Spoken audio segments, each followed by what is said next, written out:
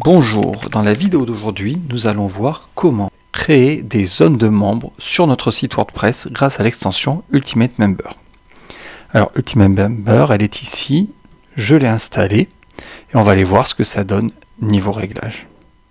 Alors tout d'abord, on trouve un petit tableau de bord où plus tard on verra le nombre de comptes et quelles autorisations ils ont puisque c'est le rôle d'Ultimate Member. Et on pourrait moduler toutes les infos qu'on voit ici. Donc on voit que là on peut vider les caches des comptes, etc. effacer la mémoire des caches. Voilà. Honnêtement, on ne passera pas beaucoup de temps ici. On va aller voir les réglages, comment se comportent les formulaires, les rôles, ce qu'est l'annuaire des membres. On va voir qu'il y a aussi des extensions qu'on peut rajouter à Ultimate Member. Et ensuite on verra comment on met ça en place et à quoi ça ressemble sur le site. Alors, si je vais dans les réglages d'Ultimate Member, donc on voit qu'il y a plusieurs onglets de réglages et chacun peut avoir des sous-menus comme ici. Donc là, dans Général Page, on va voir qu'on va pouvoir créer une page d'utilisateur, une page de connexion, la page pour s'inscrire, etc. Par défaut, là, il y a mis Simple Page pour tous. Dans l'idéal, il faudrait que j'aille créer moi une page pour chaque et que je les renseigne ici dans les menus déroulants. Alors en soi on va créer des pages vierges, on n'a rien besoin de faire dedans. C'est comme si on crée une page blog pour accueillir nos articles sur WordPress. On va créer la page blog, on la met vierge, elle sera entièrement impactée par le thème et c'est le site, d'accord, c'est le moteur même de WordPress qui remplit cette page avec les articles de blog. Nous on fait rien. Et si on avait fait quelque chose, si on avait mis des textes, des choses comme ça serait occulté au profit de la page généré par WordPress. Et bien là, c'est exactement pareil avec Ultimate Member. On va juste créer les pages vierges et dire ça c'est la page d'utilisateur, ça c'est la page de connexion, ça c'est la page s'inscrire, mais en soi on ne va rien faire dedans et tout sera automatiquement rempli par l'extension Ultimate Member et impacté par le design du thème. Donc là voilà, si j'avais créé une page utilisateur, je viendrai la renseigner ici. Les réglages des utilisateurs. Permalien du profil. Quand la personne va vouloir se créer un profil et se connecter à son profil, quel permalien il va y avoir en haut là? Il va y avoir l'URL du site, / et bien là on pourrait mettre l'identifiant, l'ID, une chaîne de hachage unique, donc des caractères mis au hasard, méta de compte personnalisé, prénom, nom, prénom, bon voilà, on pourrait faire tout ça. Nom affiché de l'utilisateur ou l'utilisatrice quand il est sur le site et qui répond à des commentaires, des choses comme ça. Quel nom on voit? On pourrait choisir de mettre un pseudo, l'identifiant, les initiales du prénom, du nom de famille, etc. Attention, on ne met jamais l'identifiant sur le site. Par exemple, là, sur ce site-là, j'ai mis un identifiant bidon, que je changerai, hein. Mais cet identifiant, il ne doit jamais être visible sur le site côté visiteur, parce que sinon, un hacker, il suffit qu'il prenne votre identifiant. La plupart des sites, pour se connecter, il suffit de mettre l'URL du site de base, d'accord, du nom de domaine, de la page d'accueil, /wp-admin. Si on a déjà mis l'identifiant sur le site, la personne a qu'à copier l'identifiant et à trouver le mot de passe. Et pour ça, il y a des logiciels qui font ce qu'on appelle des attaques de force brute, et si vous n'avez qui testent plein de codes, des millions de codes à la minute, et si vous n'avez pas un logiciel de type WordFence pour vous protéger, et ben ça va craquer, les gens vont se connecter au compte. Voilà. Donc ici, on met tout sauf l'identifiant. Rediriger automatiquement la page de l'auteur ou de l'autrice vers son profil. Quand la personne elle se connecte, etc. et quand on clique dessus, est-ce que ça le redirige vers son profil automatiquement? Activer les répertoires des membres. Donc là, on voit que sur le côté, j'ai un annuaire des membres, c'est-à-dire que moi, je verrai tous mes membres. Est-ce qu'il y a un répertoire des membres que les gens pourraient aller consulter pour voir la liste des membres? Utiliser Gravatar. Alors, Gravatar, c'est ce qui, par exemple, fait ce genre de choses-là, en attendant d'avoir créé son profil. Comment ça se passe? C'est un site qui appartient à WordPress, qui est lié à tous les sites WordPress. Et on peut aller sur Gravatar, se créer un compte et définir quelle est notre image de profil. Tant qu'on n'a pas fait ça, il y a des choses qui sont générées de la sorte là. Donc aléatoirement, Ils ont des bibliothèques, si je prends l'exemple du Monster ID, là, ils ont des bibliothèques de forme de monstres. Est-ce qu'ils ont des oreilles, des ailes de quoi? De chauve-souris, d'aigle, etc. Quel type de pattes ils ont? Et ça fait des milliers de possibilités de création de petits monstres, ou des milliers de créations de petits émoticônes, des milliers de petits robots, voilà. Et donc chaque personne, quand elle se crée un compte, elle aurait un de ces trucs-là créé en attendant d'aller sur Gravatar, se créer son compte et uploader ses images, etc. Si on n'utilise pas Gravatar, ce sera côté extension, les gens en créant leur profil pourront uploader leur image sur notre site. En soi, uploader l'image sur le site, ça va alourdir votre serveur. Donc peut-être qu'il y a tout intérêt à utiliser Gravatar pour que tout se passe sur les serveurs de WordPress et pas sur le vôtre. Bouton afficher, masquer le mot de passe quand la personne veut se connecter. Est-ce qu'on voit son mot de passe ou est-ce qu'elle peut l'afficher? Voilà. Quand elle le tape, comme ça elle voit où elle en est. Et on pourrait très bien désactiver l'option pour que la personne ne voit jamais le mot de passe. Exiger un mot de passe fort, donc niveau sécurité ce serait cool, ça empêcherait que des gens se connectent avec des mots de passe trop faibles. Longueur minimale du mot de passe, maximum. Éviter l'indexation du profil par les moteurs de recherche. Alors comment Google par exemple scanne les sites et indexe vos pages? Il y a un petit robot, un Googlebot, qui arrive sur la page, on dit qu'il crawl, il rampe le long de la page, et dès qu'il voit un lien, il va voir ce qu'il y a derrière. Et c'est comme ça qu'il va indexer vos pages, savoir ce qu'il y a sur votre site. Seulement, comme le Googlebot a 1,7 milliard de sites à scanner régulièrement, il n'a pas des heures devant lui. Donc on a un budget de crawl, c'est-à-dire un temps sur lequel le petit robot va rester sur notre site. L'inconvénient, c'est que vous avez des centaines de gens qui peuvent commenter sur votre site et qu'à chaque fois, le Googlebot, il peut aller cliquer sur le lien de ces personnes et voir ces pages-là. Eh bien, il va aller scanner toutes les pages de profil de tous les gens qui commentent sur votre site et pas les vraies pages de votre site. Du coup, ce serait complètement contre-productif.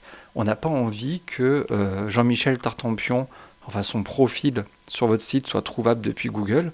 Par contre, vous avez tout intérêt à ce que vos pages de produits, vos pages boutiques, votre bio, votre histoire, etc. soient trouvables sur Google. Du coup, on va empêcher le Googlebot d'indexer ces genres de pages de profil. Comme ça, il pourra mettre le budget crawl au profit de pages qui sont vraiment intéressantes pour votre site. Donc, on va empêcher l'indexation par les moteurs de recherche des profils des utilisateurs parce que ça ne servira à rien. Activation du lien à vie. Alors qu'est-ce que c'est ça? C'est quand la personne va se créer un compte, elle va recevoir un email avec un lien et elle peut avoir un certain temps pour activer ce lien. Si on ne fait rien, si on ne remplit rien ici, elle va avoir un lien qui sera activable à vie. Si là on met une durée de temps, en revanche, par exemple 120 minutes, la personne aura 2 heures pour aller voir ses mails, cliquer sur le bouton pour activer effectivement son compte. Si elle a passé ce délai, elle pourra redemander l'envoi d'un lien. Supprimer les commentaires d'un utilisateur ou utilisatrice après suppression du compte. Si quelqu'un venait à supprimer son compte ou que vous vouliez supprimer son compte, qu'arrive-t-il des commentaires qu'il a déjà laissés? Est-ce qu'ils disparaissent ou non? Alors, du moment que ensuite il est marqué profil inexistant ou profil supprimé, c'est pas grave si vous gardez les infos de ces commentaires. Les RGPD feront en sorte que vous n'aurez pas le droit de garder les infos concernant le compte, mais concernant le commentaire, il n'y a pas de souci et ça permettra une meilleure lisibilité de votre blog, parce que s'il y a des gens qui ont répondu à un commentaire qui est supprimé en même temps que le profil, on comprend pas trop la discussion. Donc on va laisser comme ça.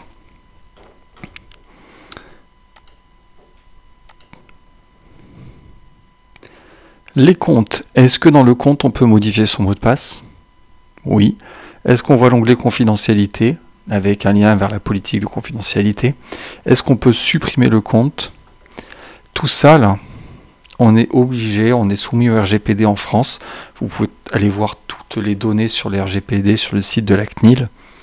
On est obligé de laisser la possibilité aux gens de supprimer leur compte, d'aller vérifier les politiques de confidentialité, etc. Donc on laisse cocher. Ici, nous avons 2 textes qui sont éditables, qui s'afficheraient si la personne souhaité de supprimer son compte avec ou sans mot de passe. Voilà. Ajouter les champs de nom et prénom. On voit que c'était pas obligatoire. Tout à l'heure, j'ai dit qu'on pouvait afficher le pseudo, l'identité, prénom, nom. Voilà. Ici, est-ce qu'on demande les champs des prénoms et des noms? Est-ce qu'on les désactive? Est-ce qu'ils sont obligatoires pour créer un compte? Est-ce qu'on autorise les utilisateurs à modifier leur email une fois qu'ils ont créé leur compte?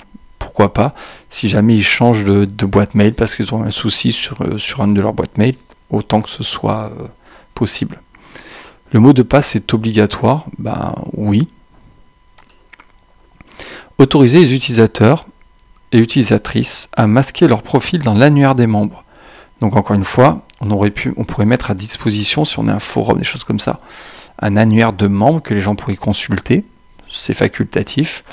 Et si oui, si on met cet annuaire en place, est-ce qu'on peut dire aux gens, en allant sur leur profil, est-ce qu'ils pourraient dire « Moi, je souhaite ne pas apparaître dans l'annuaire de membres ». Voilà. Masquer les profils du répertoire par défaut, ce serait pour masquer les profils dans l'annuaire. Voilà. On va laisser sur nom. Et je vais aller dans les téléversements. Donc, quand la personne ira se créer un profil, on va voir qu'on pourrait donc, soit ça va se passer côté Gravatar, et là c'est pas notre souci, soit on le désactive, on propose de le faire directement sur le site, et ce serait dommage que quelqu'un prenne tout l'espace de votre serveur avec une énorme photo. Donc on va pouvoir dire qu'on impose des tailles maximum pour les photos de profil et photos de couverture. Des tailles en octets et des dimensions en pixels. Voilà. Est-ce qu'on permet à la personne de modifier l'orientation de l'image? Par exemple, s'il a chargé une image en format portrait et qu'en fait elle doit se voir en paysage, est-ce qu'on l'autorise à la faire pivoter? Qualité de l'image serait des pixels par pouce. Largeur de l'image téléversée au maximum. Voilà. On ira voir après à quoi ressemblent les profils, pour se faire une idée de ce à quoi ça ressemble. Accès. Est-ce que le site, dans sa globalité, est visitable par tout le monde? Ou est-ce que seulement les utilisateurs connectés? Si je faisais ça, aucune page de mon site ne serait visible telle qu'elle, à moins qu'on soit connecté. C'est-à-dire qu'il faudrait que je crée une page juste pour les visiteurs lambda et leur dire qu'ils doivent aller s'inscrire ou se connecter pour voir le reste. Donc je vais dire que par défaut, il est visible par tout le monde. On verra plus tard comment on restreint. Si on arrive sur une page qui est normalement un contenu restreint, imaginons qu'un de mes utilisateurs fasse un lien vers ma page de contact et normalement cette page-là a un contenu restreint. Au lieu de voir que c'est la page contact, quelqu'un qui essaierait de se connecter, est-ce que tout en haut de la page, même s'il ne voit pas le contenu, il y a marqué page de contact, ou est-ce qu'il y a marqué contenu restreint? Donc je pourrais changer ce texte. Et là, je pourrais mettre un message pour expliquer pourquoi le contenu est restreint. Activer le réglage des boutons de restriction pour les contenus, pour les restrictions de contenu, pour les blocs Gutenberg. Et je pourrais mettre le message ici. Ça veut dire quoi? Ça veut dire que si je fais ça là, on va aller voir que si je fais une page, donc me voici sur une page, et si je mets un contenu, ne serait-ce qu'un paragraphe là, je vois ici accès restreint. Et là je pourrais dire pour qui il est restreint. Voilà. C'est-à-dire que sur chaque bloc que je vais faire, on va voir qu'avec Ultimate Member, je peux dire que certaines parties de mon site, certaines pages entièrement ont un accès restreint. Mais là, je vais pouvoir dire que au milieu de cette page, j'ai un contenu restreint. Voilà, je pourrais rendre ce texte en contenu restreint, une image en contenu restreint. Globalement, chacun des blocs que je vais pouvoir trouver ici, d'accord, si je mets une image, on va voir que pareil, à droite, j'ai l'option accès restreint. Donc, est-ce que je peux mettre une restriction de contenu? sur des articles, sur des pages, sur un fichier média, sur une landing page, sur un modèle de page ou sur un produit si j'ai WooCommerce. Voilà. Est-ce que je pourrais mettre des contenus restreints sur toute une catégorie, sur une étiquette, catégorie de produits, étiquette de produit, parce que j'ai WooCommerce. D'accord, on voit que j'ai WooCommerce sur le côté ici, c'est pour ça qu'il me le propose. Activer la limite de réinitialisation du mot de passe, oui ou non. Donc si la personne veut réinitialiser son mot de passe, est-ce qu'on le laisse faire? Limite de réinitialisation du mot de passe, tout simplement c'est le nombre de fois où la personne va pouvoir d'affilée réinitialiser son mot de passe. Tout simplement, on voit bien là, on a défini à 3. La personne va pouvoir réinitialiser 3 fois son mot de passe si elle perd ses identifiants. Et au bout de 3 fois, on va stopper le truc. Pourquoi? Parce que les changements de mot de passe sont enregistrés dans les bases de données, ça pourrait saturer les bases de données si quelqu'un faisait ça tout le temps. Limite de demande de modification du mot de passe, on pourrait le mettre pareil. On pourrait mettre ici des adresses de messagerie que l'on bloque. On ira à la ligne à chaque fois. Si on s'aperçoit qu'un quelqu'un se crée un compte et qu'il a mal agi et qu'on le banne, est-ce qu'on va le laisser se reconnecter pour créer un autre compte par exemple, avec son email? Ben non, on l'empêchera de recréer des comptes comme ça. Liste noire des mots, on pourrait interdire certains mots pour que des gens évitent d'usurper par exemple l'identité de l'admin. Rappel des choix autorisés, donc là c'est du PHP, on ne va pas y toucher. Autoriser la confirmation de la redirection des liens externes. Si il y a un lien externe, d'accord, si quelqu'un met un lien externe, est-ce qu'au moment où il clique, on lui dit êtes-vous sûr de vouloir sortir du site? Voilà. Les emails. Donc on voit que là il y a des emails. En vert, c'est les emails qui ont déjà été rédigés et qui sont prêts à partir. Les autres, il faudrait aller les activer et les retaper. Donc là, c'est la vieille interface Gutenberg. Ça, ce sont des merge tags automatisés qui vont cibler tout seul des choses. Ça, par exemple, ça va chercher tout seul le nom du site. Mon site, il y a marqué MyBlog là actuellement. Ça irait mettre MyBlog en haut. Tout simplement. Voilà, tous ces emails, je pourrais les rédiger de nouveau. On voit que ceux qui sont déjà édités par défaut et ceux que je devrais aller taper moi-même.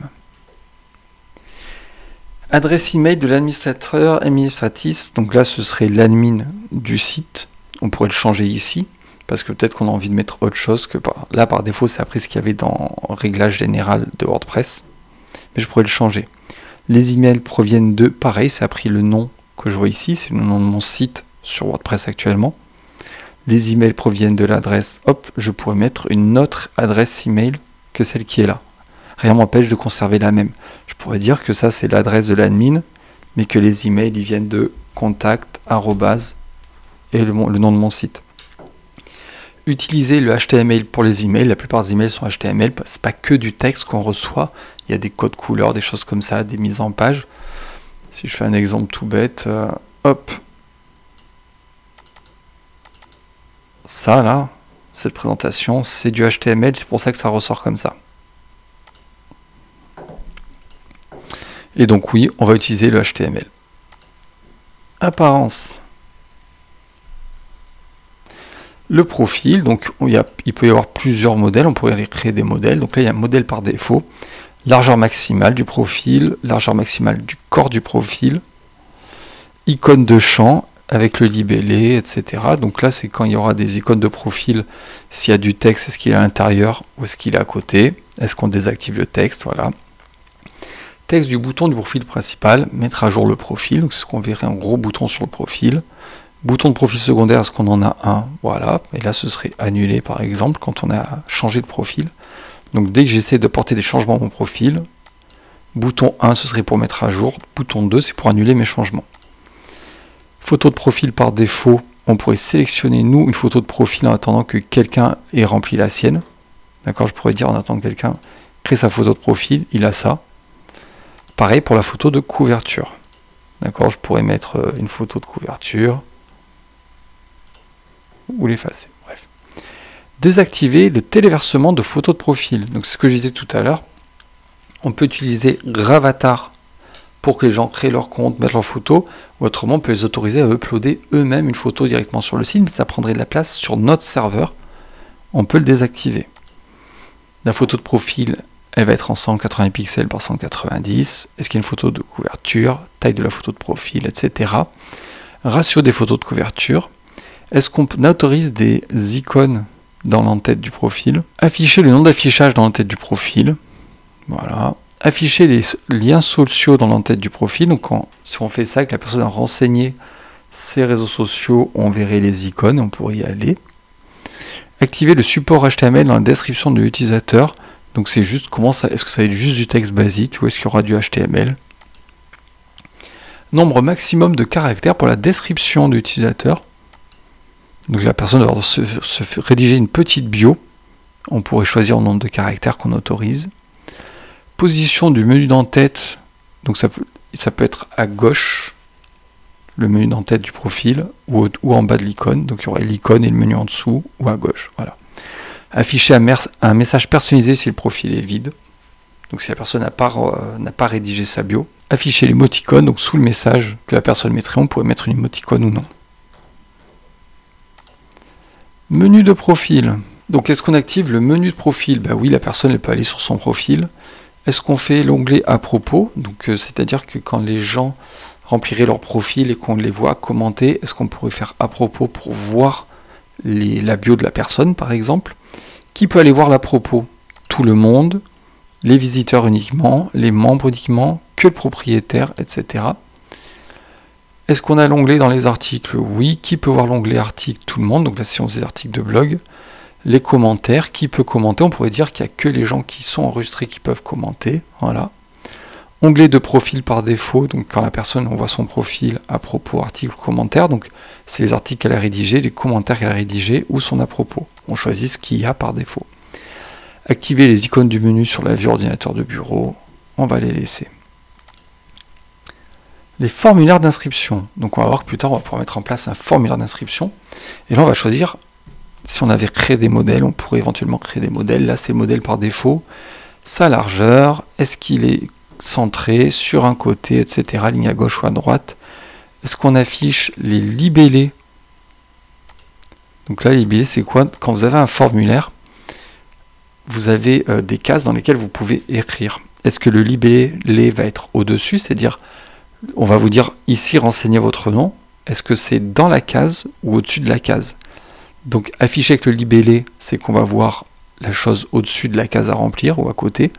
Et à l'intérieur du champ de texte, c'est un faux texte qui serait déjà placé. Par exemple, il y aurait marqué nom à l'endroit où vous devez mettre votre nom, tout simplement.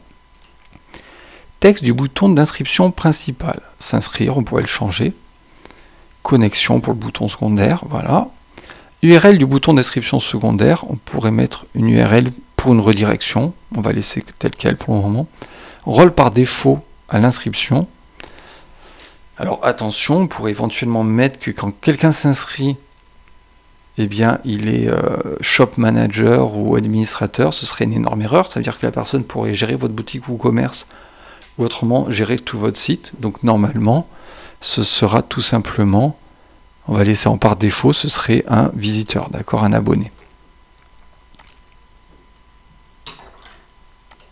Formulaire de connexion, on va retrouver grosso modo les mêmes options que pour le formulaire d'inscription, puisque sur votre site, on peut soit s'inscrire, soit se connecter. Donc modèle par défaut, sa taille, pareil avec les libellés, boutons secondaires, etc. Est-ce qu'on active le lien mot de passe oublié? La personne n'arrive pas à se connecter, il faut qu'elle puisse récupérer son mot de passe, donc oui. Est-ce qu'on affiche se souvenir de moi pour pas qu'elle ait à s'identifier à chaque fois et que quand elle vienne sur le site avec un petit tracking code, d'accord, avec un petit cookie, on se rappelle d'elle et du coup elle n'a pas à s'identifier à chaque fois. Divers, afficher un astérix pour les champs obligatoires. Si on a des champs obligatoires dans le formulaire, est-ce qu'il y a un petit astérix pour que la personne comprenne que c'est obligatoire? Titre du profil, on voit que par défaut ça fait le nom et le nom du site. Profil de métadonnées dynamiques, donc ce serait des métadonnées sur le profil. Voilà, là ce sont des petits shortcodes, des petits merge tags qui vont chercher de manière automatisée des infos. Donc là, ce serait le nom affiché. Si on a dit tout à l'heure que c'était l'identifiant, ce serait l'identifiant qui apparaîtrait. Si on a dit que c'était le prénom, ce serait le prénom. Et sur le site, site name, ça c'est le nom de mon site, il y aurait marqué my blog. Join site, donc my blog encore, pour voir le profil. Bref. Désactiver le cache du profil des comptes. Donc les profils pourraient être mis en cache. Le cache, c'est fait pour que ça charge plus vite. Le problème, c'est que si on ne le vide pas, ce cache, il peut montrer des anciennes versions d'une page si on l'a modifiée, etc. Donc on peut désactiver le cache ici. Ça mettra un petit peu plus de temps à charger à chaque fois que quelqu'un va voir son profil. Mais au moins, on est sûr que ça s'est mis à jour depuis la dernière fois si la personne a changé son profil. Activer les blocs Gutenberg lorsqu'on crée ses profils. Est-ce qu'on a les blocs Gutenberg? Version de l'API REST, on va laisser en 2.0. L'API REST est un protocole de dialogue entre WordPress et des applications tierces. Désactiver les prérequêtes pour la logique de restriction de contenu. Donc ce serait des choses niveau code qu'on pourrait désactiver des fois que ça fasse des bugs. Activer l'utilisation d'une table personnalisée pour les métadonnées du compte. Ça se gère côté serveur, d'accord. Dans notre PHP MyAdmin, on a des bases de données en SQL, en PHP, pour que le site fonctionne. Chaque extension qu'on va mettre, chaque page que l'on crée, rajoute des choses dans les bases de données. Est-ce qu'on fait une table personnalisée juste pour ça? Si oui, donc il faudrait qu'on fasse exécuter et ça irait la table. On va laisser comme ça. Effacer les données lors de la désinstallation. Si j'enlève mon extension Ultimate Member, est-ce que ça efface toutes les données qui étaient enregistrées dedans, dans ces tables de données? Normalement oui. Informations sur l'installation. Donc là, c'est pour savoir si tout se passe bien. On pourrait télécharger ça. Voilà, ça va dire tout ce qui a été fait quand on a installé. Écraser les modèles. C'est si j'avais moi créé des modèles de connexion, d'accord, d'inscription, etc. Je pourrais les revérifier ici ou les écraser. Et sécurité, permission administrative interdite. Voilà. Je pourrais dire que quand je fais certains rôles, je désactive des choses pour que les gens ne puissent pas les toucher. Verrouiller tous les formulaires d'inscription.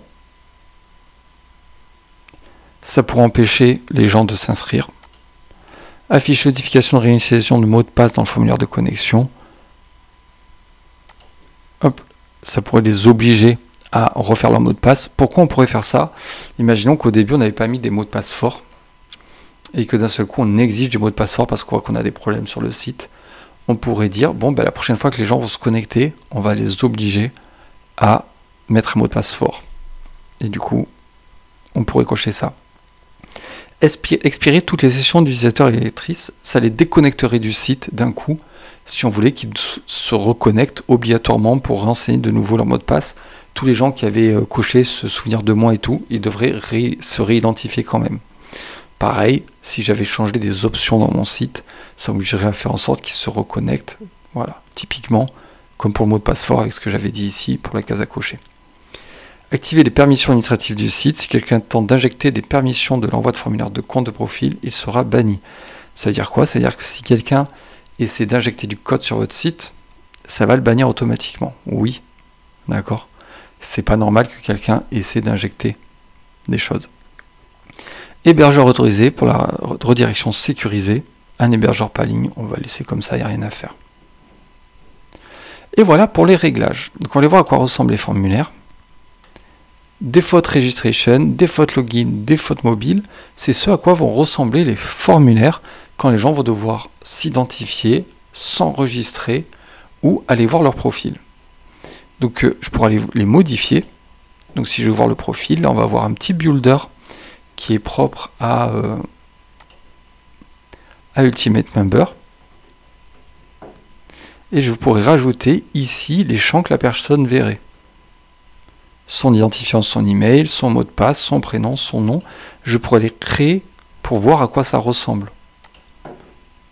Du coup, là, on voit qu'il y aurait une photo de profil, la photo de couverture qu'il pourrait choisir, sa bio, Et là, on voit que ce serait pour voir son profil, ses articles, ses commentaires. Et du coup, nous, on pourrait rajouter des champs ici. Imaginons qu'à droite, moi, je veux l'obliger à mettre sa date de naissance. Hop. Et du coup, si je mets à jour ici, et je vais prévisualiser, hop, ça m'a mis les champs. C'est censé le mettre à droite, tant pis.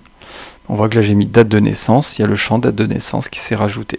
Donc, je pourrais créer moi les formulaires de profil, les formulaires d'inscription ou de connexion. Je retourne sur les formulaires là. Et si je veux les faire apparaître dans une page, créer moi la page, j'ai plus qu'à prendre ce petit shortcode. Donc si je veux prendre le formulaire d'enregistrement, d'inscription, je vais aller faire une page. Allez, ma page bonjour là, je vais la modifier. Et je vais aller mettre le code court. Alors je vais virer celui-ci, c'était un code court pour une page de contact. Alors je vais mettre ce code court là à la place. Alors il y a deux moyens de mettre un code court dans Gutenberg. On peut simplement mettre un paragraphe, on colle notre code court, et il comprend que c'est un code court normalement. Ou alors, hop, code court, et on le positionne comme ça, et ça marchera. Alors, je vais remettre à jour, et on va aller voir à quoi ça ressemble.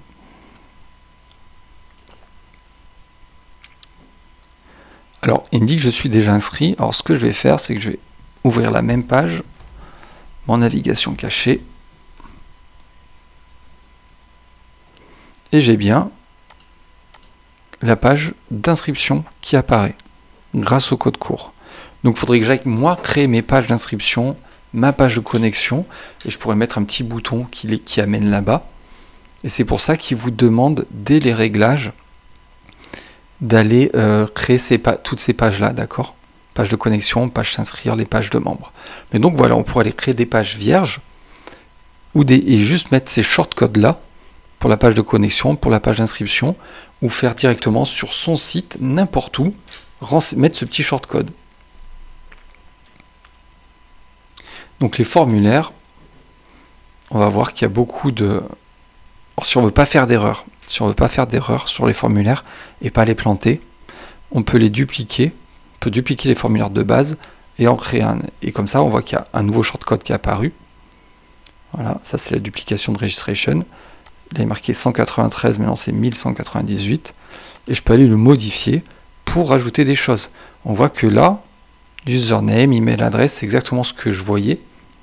Et je pourrais moi rajouter des choses. Je pourrais rajouter des éléments, soit dans un autre truc, soit à la suite de la section qu'il y avait déjà. Voilà. Et du coup, moi, je peux mettre des espaceurs, des séparateurs, une Google Maps, des vidéos YouTube, Vimeo, du son, du contenu, des trucs de notation, rating, d'accord. Là, ce serait s'il y avait du click and collect quelque part, d'accord. On s'inscrit à un click and collect, quelque chose à venir chercher. Date picker, c'est le moment où on va le retirer, etc. Password, champ téléphone, texte area drop-down, c'est un menu déroulant. Texte area, c'est une zone de texte. Et donc voilà, on pourrait aller chercher là, on voit les champs prédéfinis qui existent. Je vais dire, moi, en plus du nom d'utilisateur, on peut rajouter, donc ça ce serait l'identifiant, par exemple, le pseudo. Et là, une fois qu'il est là, je choisis où je le mets. Voilà, donc je pourrais rajouter date de naissance, sexe, le pays, les Facebook, LinkedIn, Insta, donc ça c'est pour que les liens puissent apparaître sur les profils après, YouTube, SoundCloud, le numéro de portable, voilà, toutes ces infos-là, je pourrais les faire, ou aller créer moi mes champs personnalisés. Là, j'avais créé un champ personnalisé tout à l'heure, il est ici. Rôle des comptes. Donc là, ça va rejoindre ce qu'on a vu sur une autre extension qui s'appelle Members. Tout simplement, j'ai fait un tuto, je vous le mets en fiche, et ça permettrait d'aller créer des rôles Members et de savoir ce qu'ils ont le droit de faire. Et donc là, je vois qu'il y a tous les rôles et que je peux en créer des nouveaux, ou autrement les gérer les rôles en question. Par exemple, imaginons que je crée un rôle pour quelqu'un qui est censé s'occuper des newsletters. Est-ce qu'il a le droit d'accéder à WP Admin? Est-ce qu'il voit la barre d'administration? Est-ce qu'il peut modifier les autres comptes? Donc ça, ce serait que si on était admin, par exemple. Peut supprimer les comptes des autres membres. Voilà. Les droits généraux. Est-ce qu'il peut modifier son profil, supprimer son propre compte, voir les profils des autres membres, etc. Donc il y a les options pour l'inscription, pour la connexion, options de suppression. Et du coup, je pourrais faire ça pour tous les types de rôles. Et je pourrais, moi, aller créer des rôles ou changer les attributions de chacun des rôles qui sont ici. Annuaire des membres. Donc, là-dedans, je pourrais choisir quels rôles apparaissent, comment ils apparaissent, d'accord? Est-ce qu'on voit les photos de couverture, lesquels apparaissent, est-ce que c'est par nom, est-ce que c'est par ordre alphabétique, est-ce que c'est les nouveaux comptes en premier, les derniers comptes en premier, les plus anciens, est-ce qu'on voit les photos de profil, etc. Est-ce qu'on voit le nom d'affichage, est-ce qu'on met une recherche, est-ce qu'on met des filtres, voilà, quel rôle peut utiliser la recherche, etc. On pourrait mettre tout ça, voir combien de rôles s'affichent à chaque page, est-ce qu'on a une pagination, voilà, enfin combien de membres s'affichent par page. Hop. Et là, je vois le petit code court que je pourrais mettre pour que les gens puissent aller voir. Je vais retourner ici, là, sur ma page bonjour, à la place du formulaire d'inscription, là, je vais mettre à jour, et je vais mettre l'annuaire de membres, on va voir à quoi ça ressemble.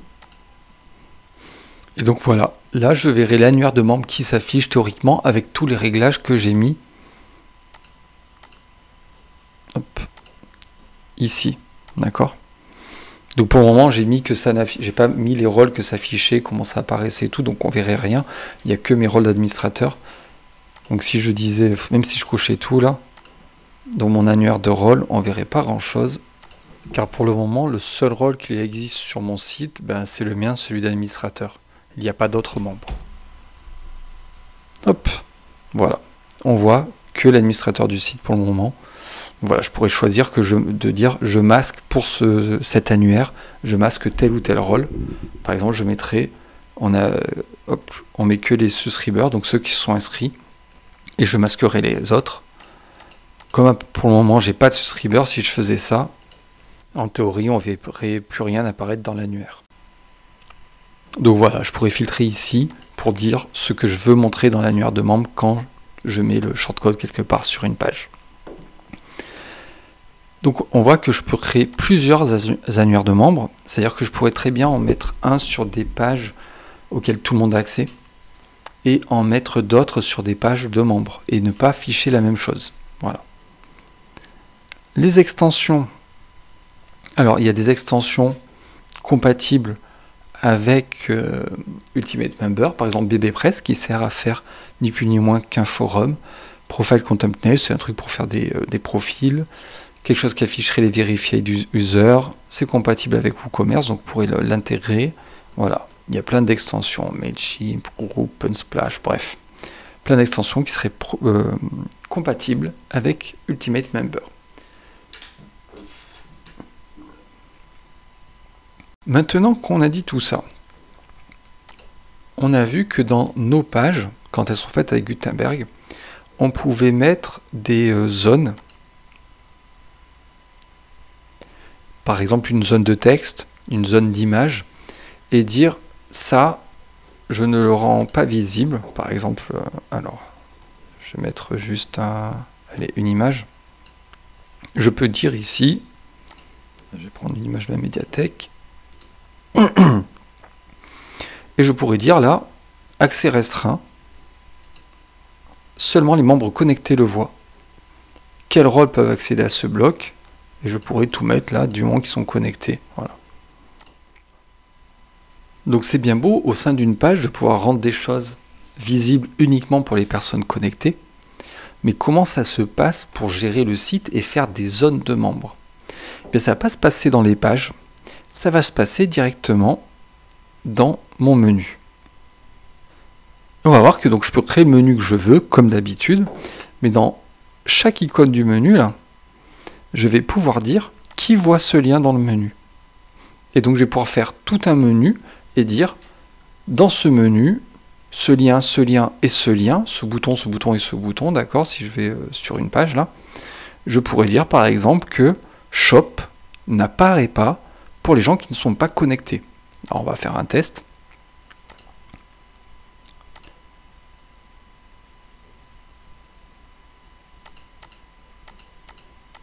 Je vais dire que tous les gens connectés sont censés pouvoir voir ce menu.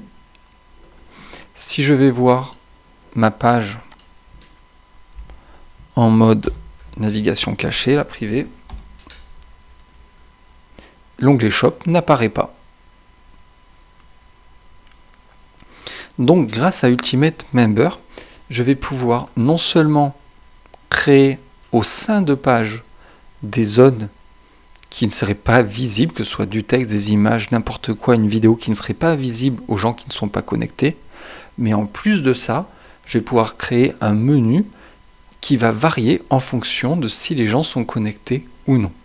Donc dans l'idéal, il va falloir que j'ai une page ou un lien dans mon menu où les gens vont pouvoir se créer un compte ou s'identifier. Je pourrais mettre ça dans la barre latérale par exemple, grâce aux zones de widget, et dire aux gens, bon ben là vous vous connectez, ils se connectent et le menu change instantanément, ce qui fait que je vais avoir des zones entières de mon site qui ne seront accessibles que pour les gens qui seront connectés.